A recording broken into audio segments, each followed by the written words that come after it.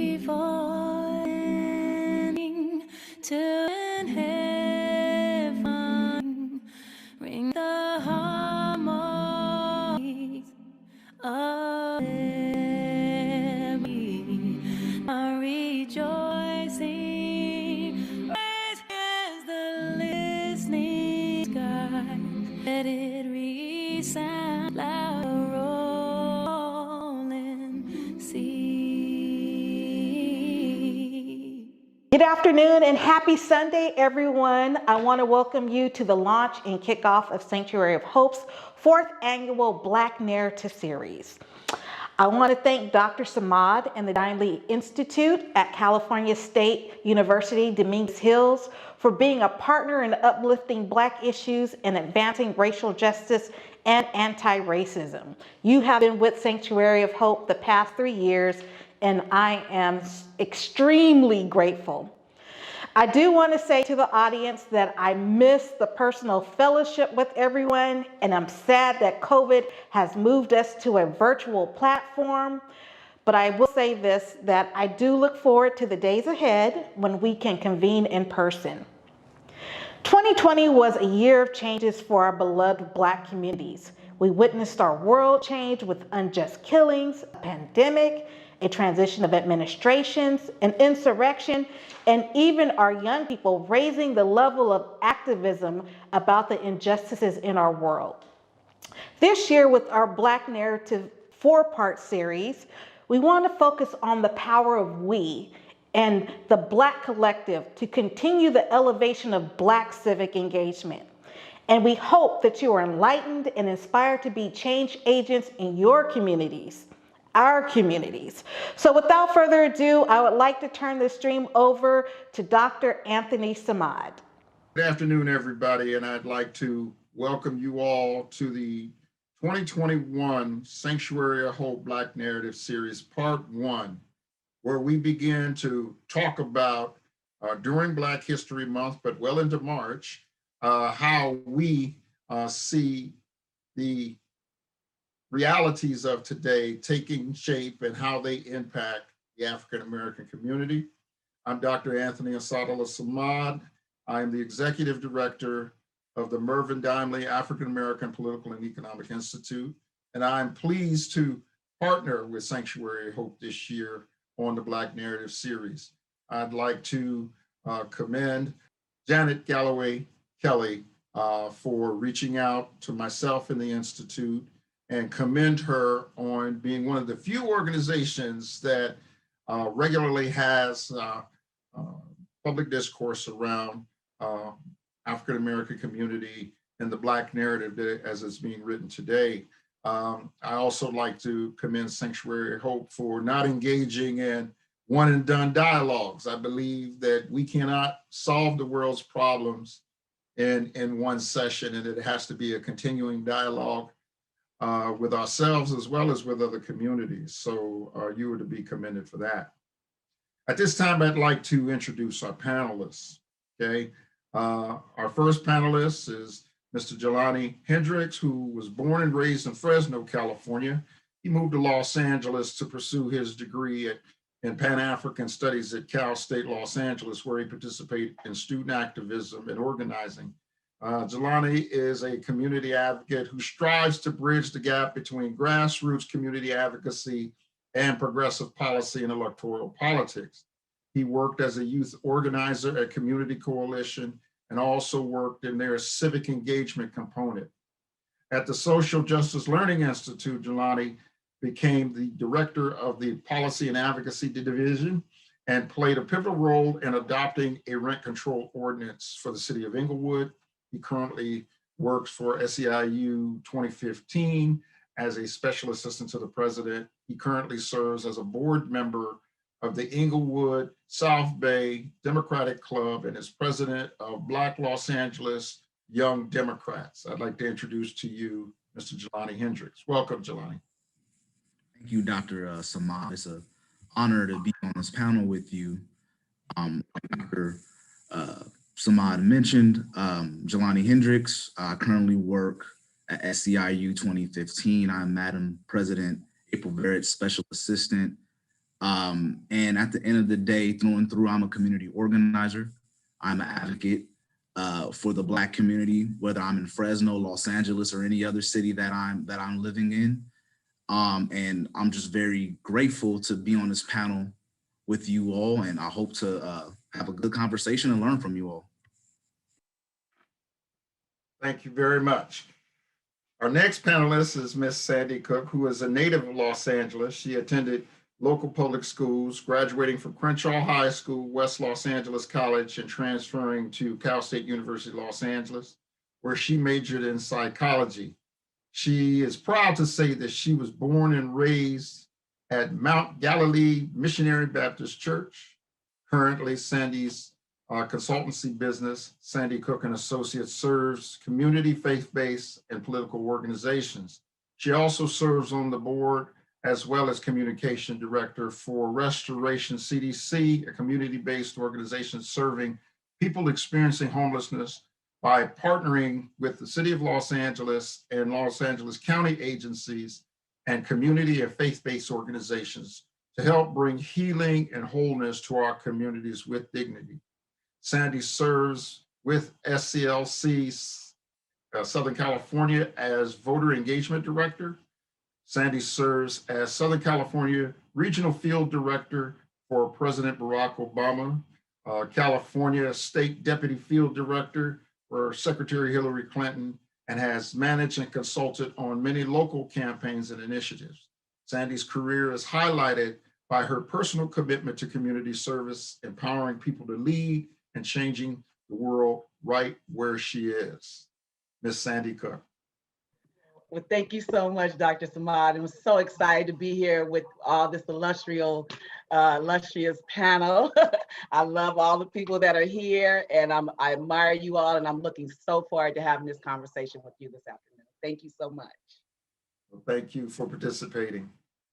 This next gentleman, I love all of the panelists, but this young brother is really kind of cutting away for himself. He's become one of my favorite people, and I just think he has a bright future in front of him. Brother Isaac Bryan is Director of Public Policy at the UCLA Ralph Bunche Center for African American Studies and is the founding executive director of the Center's Black Policy Project, which focuses on producing community-driven research that helps spur policy change. Brian's work focuses on helping advance activist-led movements and policy change around issues of racial, economic, and social justice. Brian co-chairs Los Angeles Unified School District Task Force on School Policing and sits on the executive board of Justice LA Coalition. Formerly, he served in Los Angeles as LA Mayor Eric Garcetti's Office of Reentry and Sitcom Unit, where he co-authored the city's first report on the holistic needs of Angelenos with past justice system involvement. He was also one of the academic authors who wrote the youth justice briefs that inspired California's minimum age for juvenile jurisdiction. Without further ado, I'd like to introduce Mr. Isaac Bryan. I'm sorry, Isaac. Welcome, my brother. No, this is an amazing, amazing panel. I'm so grateful to be here. A lot of love for Sanctuary of Hope. A lot of love for my brother, Jelani Hendricks, OG Dr. Samad, Miss Sandy Cook. It's great to be here with all of y'all. I'm looking forward to this conversation. Great. So we'll jump right into the questions. You know, I'm sure they may have been sent to you, but in case they weren't, I'll ask the question. If you didn't hear it, I'll repeat it, and I'll give each of you the opportunity to respond. First question is, given the current past election, movements, and or atmosphere of the nation in 2020, what did we learn about Black civic engagement? Anybody can go first, or if you want me to call on you like in school, I will. I'll go. I'll go. I remember those days in school when, I would wait till be the last person to be called. So I got smart. Okay. over the years, so I'll go first. So, yeah, I think what did I learn over with Black civic engagement? Well, what I think I learned is that it is alive and well, and it still works. Here in California, with the passing of Measure J, Proposition 17, and the voters denied Proposition 20. I think that had a lot to do with Black civic engagement, and of course, it's hard to not acknowledge also the work that was done in Georgia. So I think that what I learned was that while we use new technology, we have texting and Slack, and we have all these social media platforms. Nothing is like still one-on-one building relationship with our community, getting them engaged in the issues that are affecting us, which we had I know we're going to talk about maybe later about some of the things that happened in 20 that kind of pushed Black civic engagement over the summer with Breonna Taylor, with George Floyd, those things that were happening that really just kind of reminded me a lot of the civil rights movement when Emmett Till was murdered, and by white supremacists, domestic terrorists, and and his mother demanding that his casket be open. I think that was the light that ignited the civil rights movement, and I see what happened in 2020, the summer of 2020, the same, with the murder of George Floyd, and us, and the world watching as they killed him. So I think that it's alive and well. I think our job is going to be, how do we continue it and keep it moving on? Okay, gentlemen, next. I can go next. I agree with pretty much everything that Miss Sandy said. And I firmly believe the summer of 2020 will go down in history as one of the most pivotal moments in American history. People are going to compare the summer of 2020 to the civil rights movement. And I think what makes this particular time even more dynamic is we had protests in every state in America. Some protests were international due to the murder of George Floyd. But a lot of people don't talk about we were in the middle of a pandemic when that happened. But people still hit the streets, and it wasn't just Black people hitting the streets. We've seen white folks, brown folks, our Asian brothers and sisters from all over the world stand up for us in our lives. So we actually witnessed a global movement this past summer. And what I learned is we have the power to influence other marginalized communities to advocate for justice and a better society, a just society. For another thing that I realized is, for the first time, a lot of corporations and institutions that are involved and engaged in social justice work, they're starting to center anti-Black racism, which is very rare, but I'm glad it's happening. And many institutions are willing to put money behind a lot of the efforts we've been doing for decades. So it's a very exciting time to be an organizer. And I also would add that corporations like Netflix, what they did was they added a lot of Black shows over the summer, like the Parkers and Moesha, but we need more than just symbolism. In this particular moment, we need people and corporations to actually invest in the movement, invest in Black lives. And this is the perfect time to leverage everything. So that's my piece. Yeah, and I won't add much more to that than what's already been said. I think Miss Sandy and Jelani hit it right on the head. Other than Black folks are the moral compass of this country, and the most stable voting bloc, and in particular Black women, when it comes to leading, organizing, and turning out votes. In this election cycle where we saw historic turnouts, was just a reminder. We didn't learn something new. We got reminded of something that we shouldn't forget all too often, right? And should be reciprocated in the policy decisions and who we're listening to in terms of accountability now that folks are into office. Well, I'm gonna take a stab at the question because, I found all of your responses interesting. The observation I made about Black civic engagement in 2020 is that for the first time in a long time since I can remember, all aspects of the community leaned in. It wasn't just a street movement. Folk in academia were leaning in. Folk in corporations were leaning in. At the same time, we were defending George Floyd and Breonna Taylor. We were also defending Kamala Harris because they went after her too. We saw Black women flip Georgia, and they wouldn't have done that without, Black girl magic. We saw the board of supervisors become, all women for the first time in its history. There was a lot of things that came about as a result of informed strategic advocacy. And that's what impressed me most about 2020. We had all generations in, hands in, everybody had fist up. And I appreciated that on so many levels. We took the time not to focus on our, small, narrow silos, and finally looked at the bigger picture because we was facing a wave of white nationalism that couldn't be ignored. The 2020 election couldn't be ignored. January 6th can't be ignored. We'll talk about that a little bit when we get into 2021, but we saw something that we hadn't seen in 50 years, which is folk working on all levels, because there's levels to this. And so all of what the three of you have said were certainly pertinent aspects of what we realized in terms of Black civic engagement.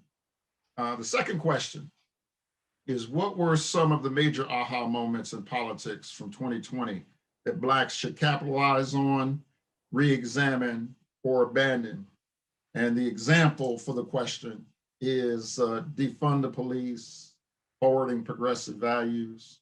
I'm a critic of defunding the police, so I didn't put that in there, but we need to reform policing, but defunding the police creates a whole nother level of problems that we're seeing play out.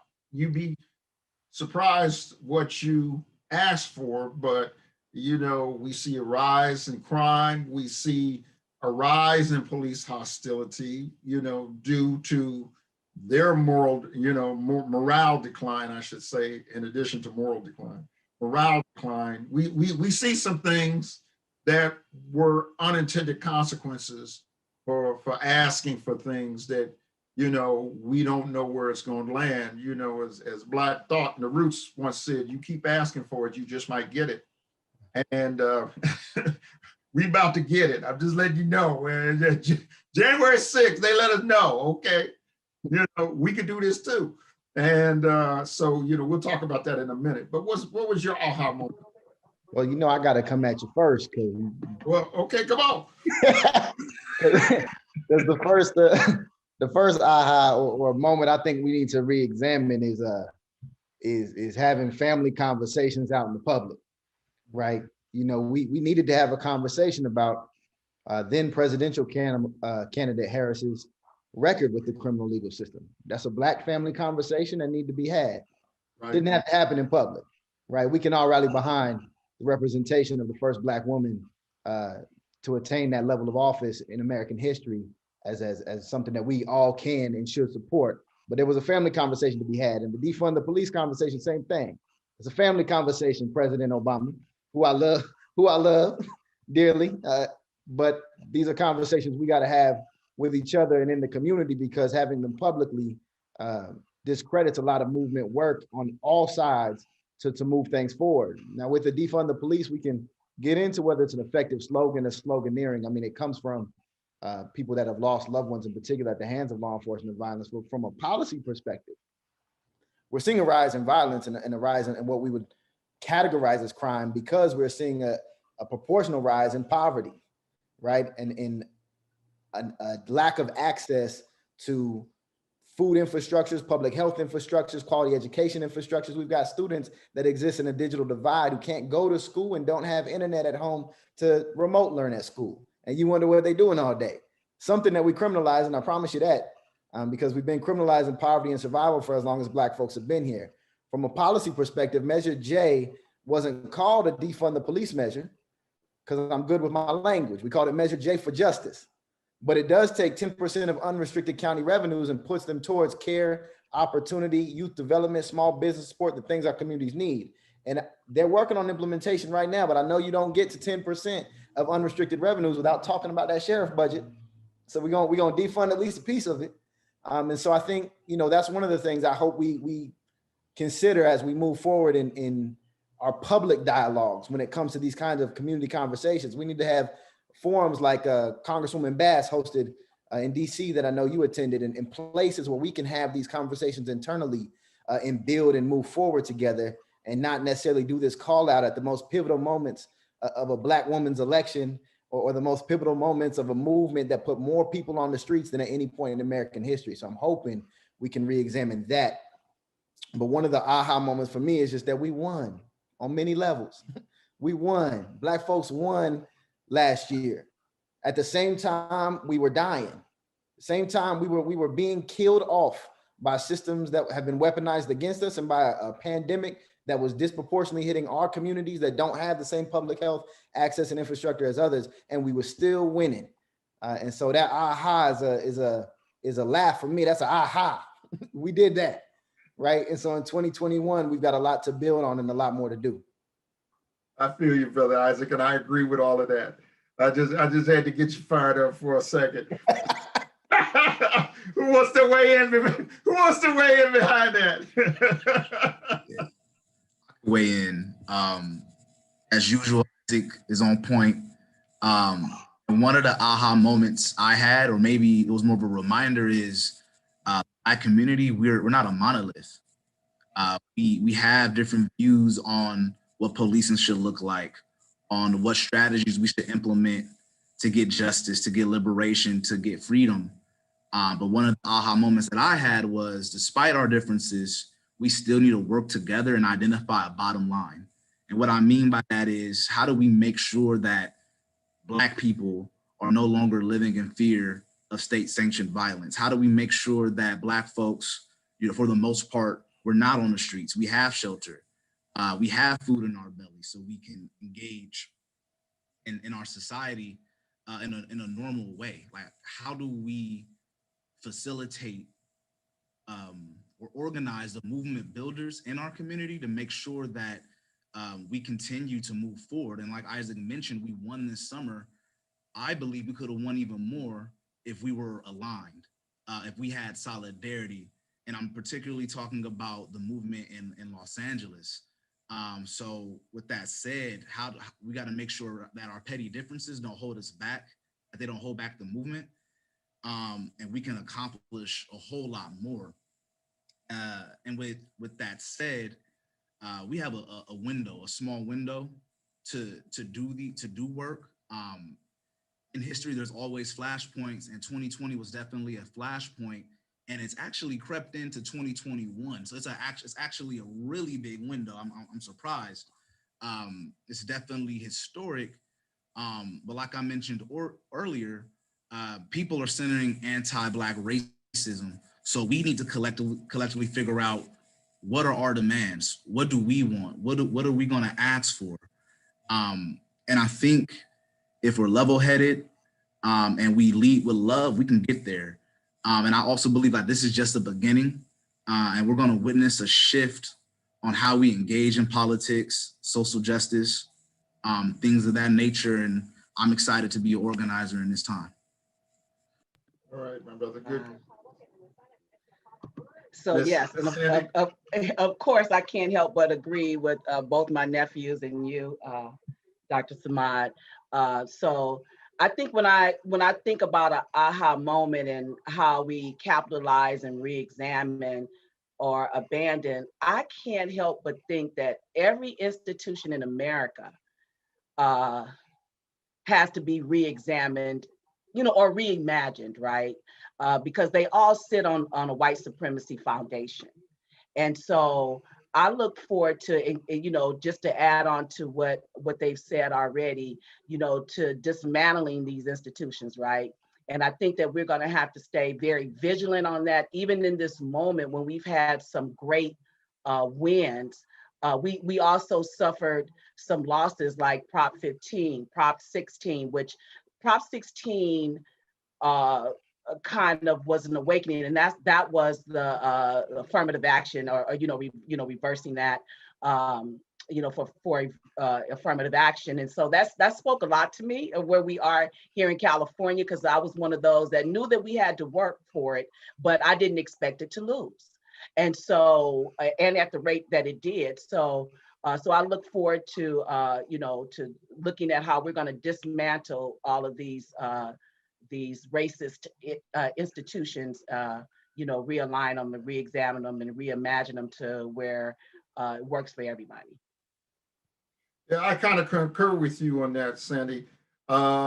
Particularly with respect to the quality of life propositions that were on the ballot in 2020 that Black people helped defeat. And it made us call out the NAACP, particularly the state president of the NAACP that helped, defeat 15, 21, 25, and those were quality of life ballot initiatives that would have impacted the lives of Black people. And here we have the oldest civil rights organization. Really, it was her platform, but she used the organization as a shield to confuse other voters who said, well, if the NAACP is against it, we should be against it. And sometimes we give others entree to devalue us and to deprioritize those things that are important to us. The aha moment for me was that a white woman raised the issue of reparations, and we let that disappear after she was out of the primary. When Marianne Williamson said America's never going to be right until they do right by Black people, that was like Celie in The Color Purple. It's the truth. America ain't gonna never be right till they do right by Black people, and she says white people got to be honest about it.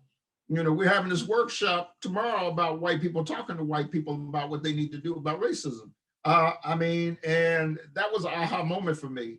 And Black people were scared to touch it. Cory Booker was scared to touch it. Kamala was scared to touch it. Biden's scared to touch it. But we need to make sure that piece doesn't die. We really do. All right, the third question. Well, Dr. Samad, if I may, before you move on, just a note on that, absolutely reparations, but I think that the conversations are starting to happen now, right, about what that looks like. I think that we have, what is it, you guys help me with the bill that the House passed. Yeah, Dr. Weber's HR, is it HR 40? I know yes, we passed one here, but we passed one in Congress as well, right? That we've introduced that one every year since 1972. Exactly, and I think we're seeing some movement in that way, and some conversations around what does reparations look like. Yeah. And so I'd love to see our community more engaged in those conversations in this moment. And we intend to be. They fighting about whether they're gonna give us $1,400. If we're saving money on war, if they got money to fight wars, they got money to give people quality of life restitution. So yeah, we're going to revisit that. That's the thing that Isaac and I and several others in this think tank movement are pushing. We're gonna have conversations. We're going to reimagine what reparations should look like. I agree. It shouldn't just be a check. Third question. If Black citizens have or are to go to power base, a go-to power base, where should we place our efforts? Let me say that again, because they got a bunch of ands, ors, and hows in here.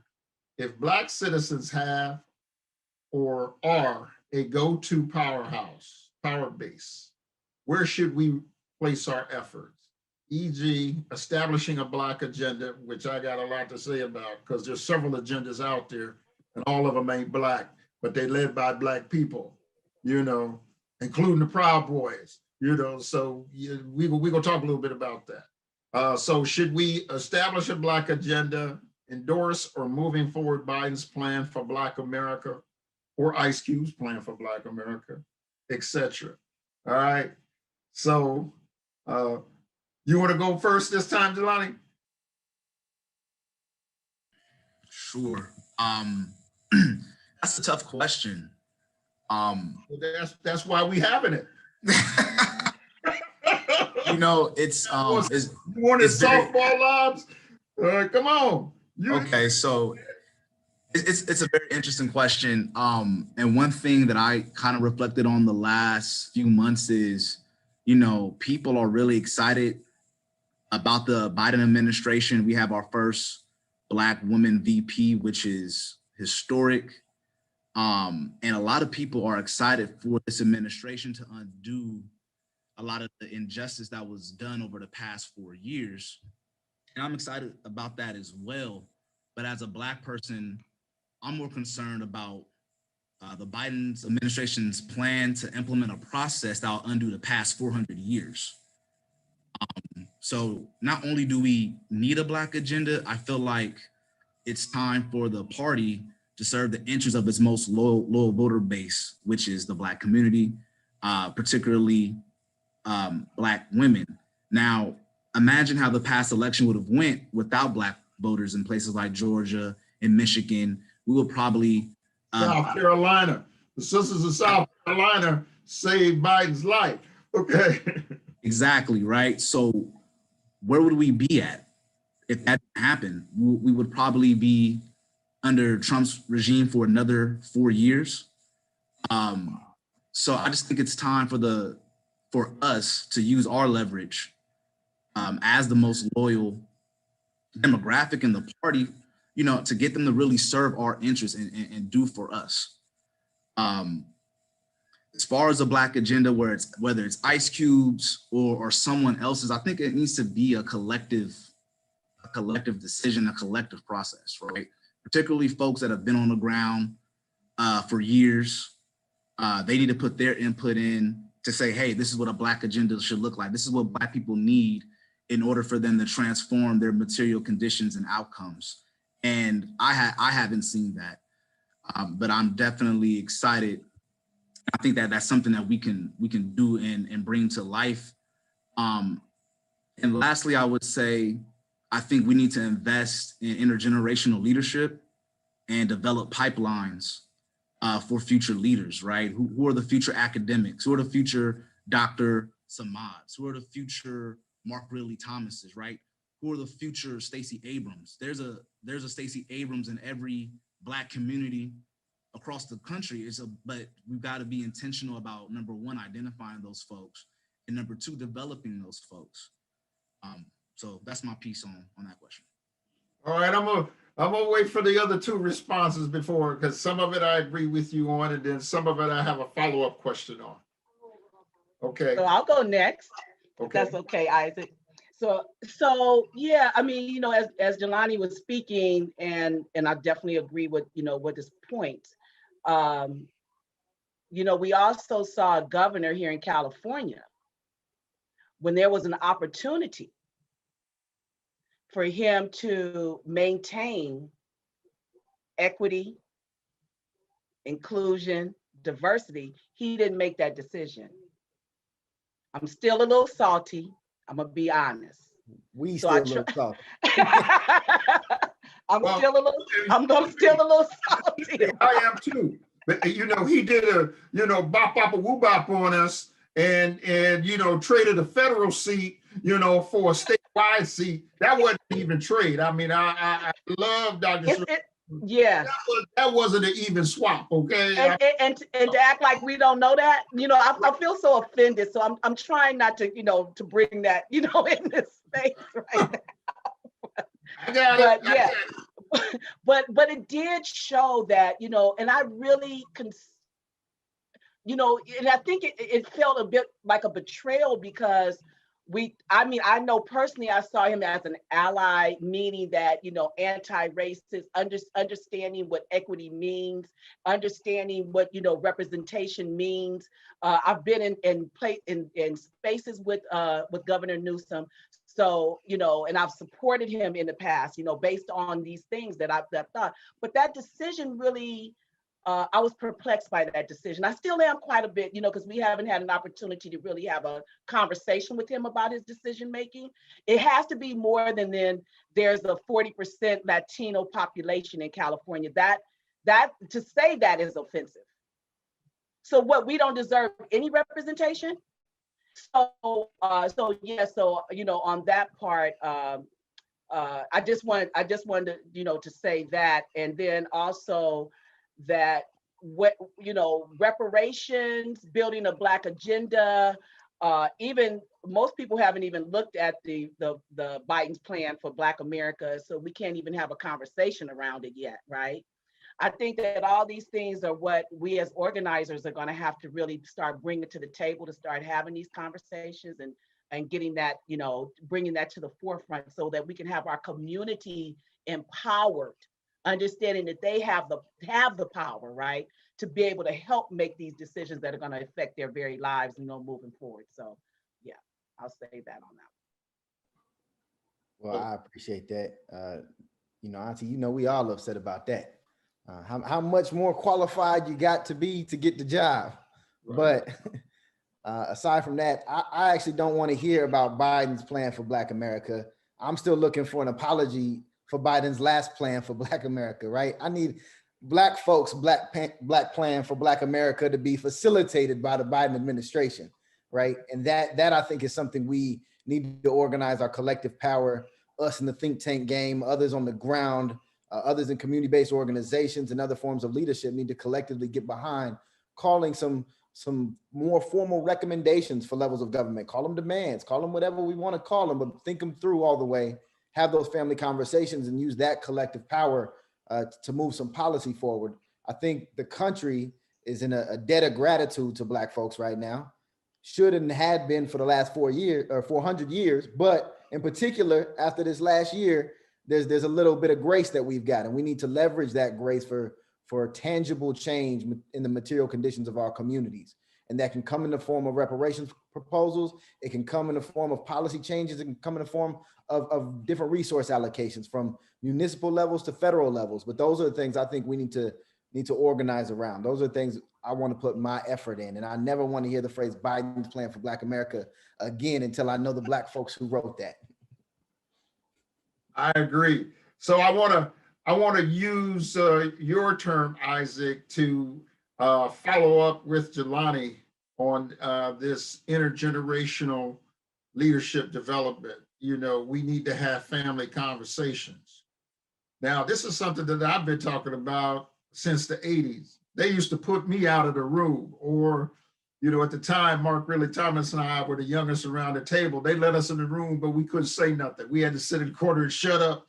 The complication is that, and this is a free flow, so I'm just saying, we in some cities, particularly here in Los Angeles, we have Black leadership don't know when to sit down, and they don't know when to mentor those who have the potential to follow up on their work. When I used to write the weekly column for 25 years, I wrote a column once that said Black leadership eats their young, because that's what they do. They just straight up blow them up. And then the other real issue our community has, Jelani, that really bothers me, it bothers me to go to community meetings and see some people in the room that I know are speaking directly to those who oppress us. How many of you guys been following this Netflix movie, Judas and the Black Messiah? Yeah. The movie really, even though they call it a Fred Hampton movie, the movie is about the snitch. And how the FBI infiltrated the Panthers in Chicago using principally Black people. And we are the only generation of folk who believe the government won't do to us what they have done to every other generation. And here in Los Angeles, we know who the snitches are. We know who are the informants, and we let them sit right in the room. And that's why I stopped coming to some meetings. I'm not sitting in the room with a snitch, And now they put jackets on them. They call them the community crisis team and all of that, first responders. That nigga's a snitch, okay? I don't know how to say it any other way. But what it does is undermines our planning. It undermines our discussion that we can have with one another. How do we address that, Jelani?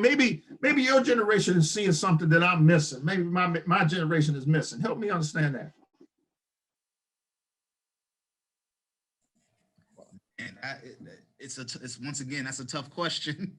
But what I will say is there's a lot of people that I would say in my generation that are doing a lot of good work and have been doing a lot of good work for a very, very long time. And at the end of the day, if we're going to have an established Black community in Los Angeles, then there has to be some type of pipeline, or someone needs to pass up a baton to the next generation to continue that work.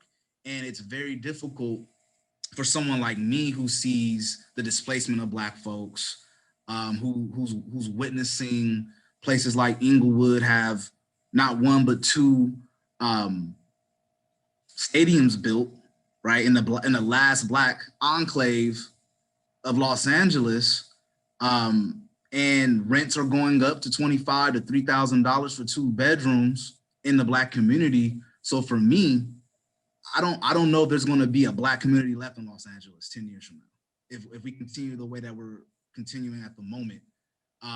But with that said, we need the mentors, the people that are already established, need to put us in a position to be successful and put us in a position to be able to stay here and continue the good work. I don't know exactly what that looks like, and I know that there are folks that are willing to do that work and bring, younger people in. But if we don't do it, I think that we're going to regret. I'm gonna say probably more than I'm supposed to, since we just talking. Eating our young, I think, is a real thing in LA politics, Black LA politics. And one of the most infuriating things to me is when we are in danger of losing multiple Black seats in election cycles, literally in danger of losing them. They never go Black again. At the same time, we're holding some of our most talented leaders back. We've got folks who are moving symbolic gesture after symbolic gesture, year after year. And you've got organizers moving whole institutions from the outside. And for some crazy reason, want to go into the internal leadership of our political decision-making, and we keep them boxed out. And so these are the things that we've got to figure out. And it's because of the way politics moves. We have a tendency not to put our most capable, our most progressive, our most inspiring leaders up, but instead put my friend up because I've known them longer, which is why the age of entry for Black LA politics is about 48 years old, right? Which is the average age. It's older than that, Dr. Samad. That's the average age of the California State Assembly is 48 years old. That's the average age of an assembly member in the state. And that's the way politics has been working, and Black politics takes that to another level. And we can't keep doing that, because by the time we figure out that we've got to put some younger folks in just for the sake of holding the seat for a while before we lose it, we're also going to miss opportunities to move transformative policy. Because if you want to get a different result, then you've got to do something different than the way you did it before. And if you keep repeating the same habits, you're going to keep getting the same results. And so I think Jelani is speaking to that. And I think last year and this year are windows and opportunities for us to imagine doing it better. When I started that fight in the 80s, Isaac, you know what the average aggregate age for the Black elected official was? No. It was 79. We had Augustus Hawkins, we had Gil Lindsay, we had Tom Bradley, we had folk that had been sitting forever and wasn't thinking about moving. The whole thing used to be that a Black elected official, they died in their seat. Okay, the only way you was gonna get it. We got a couple now that's gonna die in their seat. Yep. They're not giving it up. Okay? Turn out of everything. Right. That's right. So when we talk about we have to have a family conversation, then it leads us to the discussion, well, who's in the family? Who's a brother and who's a cousin? who's adopted, you know. But the one thing that I would like to see you guys do, and that'll lead us into our last question, we haven't had a Black convention since 1972. The last Black convention that we had in Los Angeles was in 1970, and it was put together by Sharice Bremont's father, Walter Bremont. They called it the Bremont Convention. It's almost like we scared to get the factions in the room, you know, to have a conversation. We could talk, you know, about each other in our various silos, but, you know, when we all get in the room, you know, we don't want to air dirty laundry, even though, you know, my brother might have a knife in my back, but I can't say ouch, not in front of white people, not in front of Latinos, you know. Sandy, you agree with me on that? You seen some of this history. You see me shaking my head to that. And I think that too, you know, and I might be switching just a little bit to, you know, where we are, how can I frame this? You know, in our mental states, you know what I mean? I think that we've experienced a lot of trauma. We've experienced a lot of, you know, backbiting and things in our community. There's not, you know, trust is really like, it's another level, right? Like we don't trust each other. And so I think that some of that, you know, like building those relationships, I completely agree with Jelani and Isaac in that the pipeline thing is really, it's a plan of succession, right? Really. And so it does kind of bother me to see some of these seats that people are gonna die in, as you said, Dr. Samad. It's like, and then who's got next? Like, who have you mentored? Who have you put in the pipeline? Who have you, you know what I mean? Even, you know, like do something, right? Because we are literally losing. I'm in the 59th Assembly District, and and Isaac, you know, we came this close to losing this seat. Now, my plan, it might not have been everybody's plan, right? So we were looking at a young Black man that was wanting to do this work, was engaged in doing it, and then he passed away recently, right? And so, so that kind of breaks my heart because but the thing that really breaks my heart is I don't know if other people were thinking about that seat as a Black seat. They were willing just to give it up. Right. They were just willing to hand it over. And I'm still not willing to do that, right? And you know, I want this district to be represented. So I think that we have a lot of, and I do try to work on bringing people together for the sake of building relationship, learning how to have hard conversations doesn't mean I hate you. It's more that I love you. Right. And, you know, and I want us to work together. And I think we have to change that paradigm. And I know this gets all, you know, this is my psych background, but it's real. We're injured. Our hearts are broken. We feel we have to, you got to mend that. We have to stop doing it to each other. We're going to have to work together. We may not always agree, but if we want to take the opportunity that we have in this moment, this very moment, where Black people are everybody, like they even capitalize Black with a B now. They don't even lower cap it anymore. We in that world. And so if we can't take advantage of that, when are we going to be able to take advantage of it? This is going to require us to work together. It's going to require us to make room at the table. And it's going to require some of us to like say, that part of my time is over. I have to let them take the baton. They need to be in that position so we can help them to succeed. Yeah. Like we all dead, we're not even here to help them to succeed in those positions. I'm there with you. You got my heart palpitating. I told Janet and them, don't have nobody on the panel that's gonna raise my stress. Looked at the list, brother. But that's real, And Isaac will tell you, I was thumping with the young brothers and sisters last year, because I'm one, you don't give up Black power. I don't care what the sister did. You take her in the room and set her straight. You don't just give up a countywide seat. And I couldn't get the young brothers and sisters to see it, But the bottom line is, this is the last piece, and then I'll move to you, Isaac.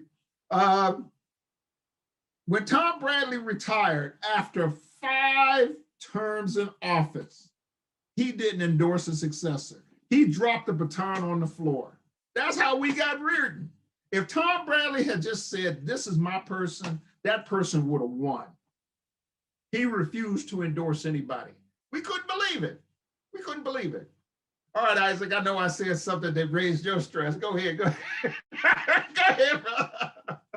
Is you know, we've gotta get in the habit of building that pipeline, and we've got to get in the habit of valuing those who stay rooted even when it's hard, right? And yeah, I don't want to give up a seat for nothing, but if I got a choice between two Black candidates and one of them's gonna push our agenda forward and the other one's just gonna hold that seat for a second, you know, I'm going over there.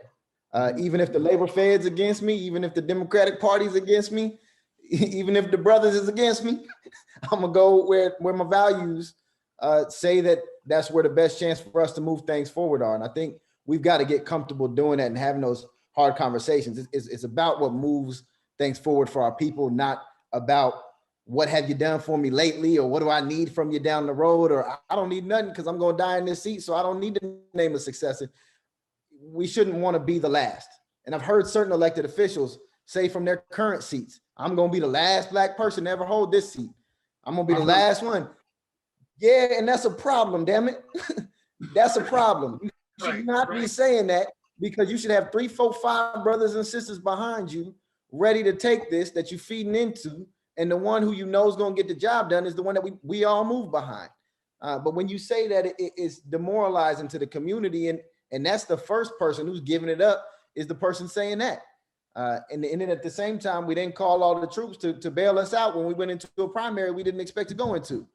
So we got to do a better job of really planning together, planning for the now, planning for the future, and not being afraid to pass the baton or to tap somebody out because you done ran your fastest lap and this sister over here is running, you know, same boat numbers, and we got to get her on this track. I agree. All right, let me get this last question in before we have to wrap. All right, so that's an excellent segue, Isaac, into our last question. How should Black folk collectively prepare for 2021? And what should be on our radar to accomplish? And how should we elevate our Black influence, voice, and activism? And I know you got a bullhorn, young brother. So why don't you lead off first? And because I know you're short on time, so we want to get your insight. I appreciate y'all. I just think we've got to build on the momentum of 2020. We had some wins, you know, even while we were dying, even while we were being shot at from many different ways. We had some wins and we have some momentum, and we've got to move on that. We've got to get our folks in the office. We've got to stake our policy agendas. We've got to make sure that our people are moving forward in every sector of society, including on the small business front, where we just got decimated like few others. And there wasn't no PPP loans or other stimulus aids that reached our communities, right? And so we've got to be mindful of all the ways we've been hurt and command those resources. And if we don't have the right people in those seats to command those resources, we need to get the right people in those seats to command those resources. That's what we need to do with our collective activism, not just in 2021, but every year after that. Okay, Brother Jelani, we'll let the Queen close us out, since this is the year of Black Girl Magic. We'll let her have the last word, you know, so go ahead. Definitely. I think definitely to build off the momentum of 2020. And like as I mentioned, we had a lot of wins. And if you look at something like Measure J, I wouldn't have thought in a million years something like that would be passed. And if it did pass, it will be when I was older. But one thing that the Measure J victory did for me was it helped me realize how important our radical imagination is, right? Because like I said before, we're in a moment that we've never been in. And we really need to envision what, I guess you could say, what a just society looks like for Black people, come up with a plan to get there collectively and execute. I think we also need to look at the current political landscape and start planning for 2022 right now. Looking at what seats are open, looking at who's terming out, looking and identifying rising stars that can come in. And then also realize you know, we're in Los Angeles and people are watching us, and what we do here can spark a revolution throughout the rest of the country. So we elevate our Black influence and our voice by continuing to push, being courageous and not being afraid to demand what we need as a people, and continue to lead with love. And that love piece, I think, is connected to that family meeting that we need to have indoors, and we need to have that meeting now, right before our house burns down, if that makes sense. And like I said before, definitely excited to be here and to be in this moment. They're going to look at this moment just like they look at the civil rights movement. And I want to be able to say that I was on the right side of history. I worked with the right people. Yeah, I'm just happy to be here, really.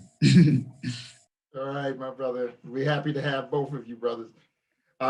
Sandy, close us out. I will. Thank you so much, Dr. Samad. And I want to say that these two young men give me hope. And they give me motivation to continue to do what I do on the background, because it is my desire to push young people like this forward. Anybody that knows me know I'm passing the baton, right?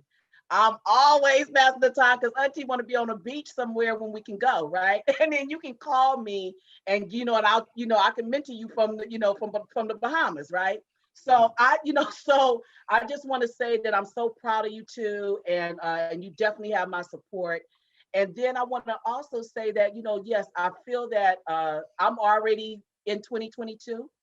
And so we are right now trying to develop our plans for, engaging our communities. I'm passionate about voter empowerment because, we need people to vote in the end, right? But I also want my people to understand what they're voting for. I want them to be behind issues that are important to them. And so we do a lot of education around, issues and how the people have the power. Like, you can change it. And I'm happy to. I used to use Prop 47 and Prop 57. Now I can add to that Measure J, Prop 17, as to let them know that we did that. Nobody expected that, right? We did that. Now 50,000 more people, right, Isaac, can vote. So we're trying to help those people get registered and vote. So I want to be on that side where where I can actually help the generations that's coming up behind us take that baton and they can be successful. I'm never giving up a black seat, never. I'm gonna go down fighting and dying, right? So, Right. I think that collaboration is important. Everything that's been said. So let's learn to work more collaboratively. Think about bringing people in, not keeping them out. You know that we're in our little private clubs, and nobody was on this meeting. I invite everybody to the meeting. And so we have to do more of that to get, there's some powerful people in our community, and I want to see them in these meetings. And so I'm dedicated to doing that. And so I just loved being here, and thank you so much, you all, for this conversation. I loved it. You're welcome. And as a final statement, I concur with you, Sandy. It's time for our generation to block for these young brothers and sisters. They got the speed. They're running back. Give them time to throw the ball.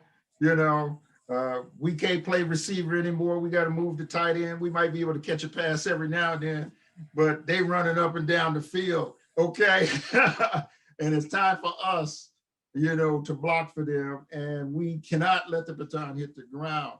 So I'd like to thank all of you for participating in this first part one of the 2021 Black Narrative Series. I'd like to again thank Janet Kelly. I'd like to thank Kayla Bennett. I'd like to thank Arnetta Mack for assembling a beautiful team and for continuing this dialogue on an annual basis. And you guys tune in next week for Sanctuary of Hope Black Narrative Series Part 2. We look forward to talking to you all, and have a great day. Peace and blessings.